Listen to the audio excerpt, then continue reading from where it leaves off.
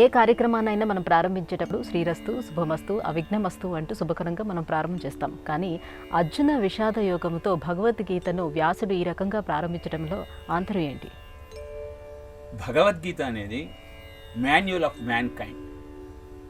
ప్రతివాడు జీవితంలో ఆచరించాల్సిన ధర్మాలను, తెలుసుకోవలసిన సత్యాలను, పొందాల్సిన జ్ఞానాన్ని 700 శ్లోకాలలో నీకు అందించాడు వ్యాసుడు. నీకు విషాదం ఉన్నప్పుడే వివేకం కలుగుతుంది. రోగం వచ్చినప్పుడే యోగం చేయడానికి సంసిద్ధుడవుతావు. అందుకని ఆంగ్లంలో ఒక సామెత ఉన్నది, when you are happy you listen to music, when you are sad you understand the lyrics.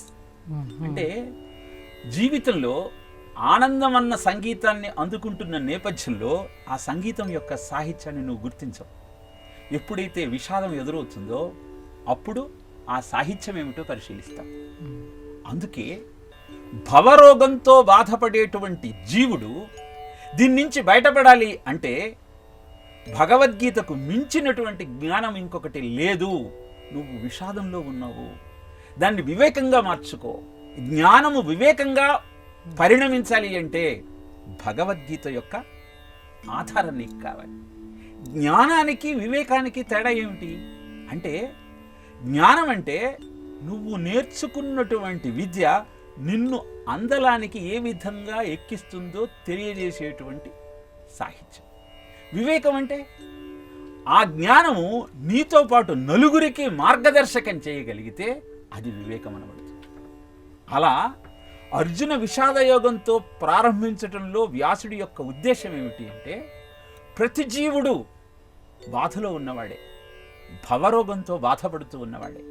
కానీ ఆ విషాదాన్ని గుర్తించేటువంటి స్థితిలో వాడు లేడు. నిజానికి ఖమ్ అంటే శూన్యము అని అర్థం. ఈ ఖమ్ ముందు నువ్వు సూ పెడతావా, దూ పెడతావా? ఖమ్ ముందు సూ పెడితే సుఖం అవుతుంది, దూ పెడితే దుఃఖం అవుతుంది. సూ దూ పెట్టటము అంటే భగవద్గీత చూపిన బాటలో నువ్వు నడిస్తే అది నీకు సుఖాన్ని, దాన్ని విస్మరిస్తే నీకు దుఃఖాన్ని అందజేస్తుంది. అందుకే మొట్టమొదట అర్జున విషాదయోగము అని ప్రారంభించినటువంటి వ్యాసుడు తరువాత ధృతరాష్ట్ర ఉవాచ అంటాడు. ధృతరాష్ట్రుడు గుడ్డివాడి మాటలతో ప్రారంభమవుతుంది భగవద్గీత. ధృతరాష్ట్ర అన్న శబ్దానికి అర్థం ధృతం రాష్ట్రం ఏన సహ ఇది ధృతరాష్ట్ర. అంటే ధృతం అంటే ధరింపబడినది, రాష్ట్రం అంటే దేహము, దేశము, ఏన ఎవరి చేత, సహ వాడు, ఎవరి చేత అయితే ఈ దేహము ధరింపబడినదో వాడు ధృతరాష్ట్రుడు. మనమంతా ధృతరాష్ట్రులమే. మనమందరము కూడా ఆ సత్యాన్ని గుర్తించలేనటువంటి ఒక విషాదంలో ఉన్నాం. అందుకే ఆయన ధర్మక్షేత్రే కురుక్షేత్రే సమవేతాయుత్సవ మామక పాండవాశ్చైవ కిమకుర్వత సంజయ అంటూ ప్రశ్నిస్తాడు. అంటే ధర్మక్షేత్రమైన కురుక్షేత్రంలో నా వాళ్లకు పాండవులకు జరిగిన యుద్ధ విధి విధానం ఏమిటో వివరించవయ్యా సంజయ, సమ్యక్ జయ ఇది సంజయ. అన్నింటినీ జయించిన వాడా. నా వాళ్ళు కౌరవులు 100 మంది, పాండవులు 5 మంచి బుద్ధి కలిగిన వాడు. ప్రతినిత్యము ఈ ధర్మక్షేత్రమైనటువంటి కురుక్షేత్రం అంటే ఈ దేహంలో ఈ మంచి గుణాలకు చెడు గుణాలకు జరిగే సమరమే భగవద్గీత. అది నీకు తెలియజేయటం కోసమే నిరంతరము నీలో సమరం జరుగుతుందయ్యా. ఇది విషాదం కాకపోతే ఆనందం నీకు ఎలా ఇస్తుంది?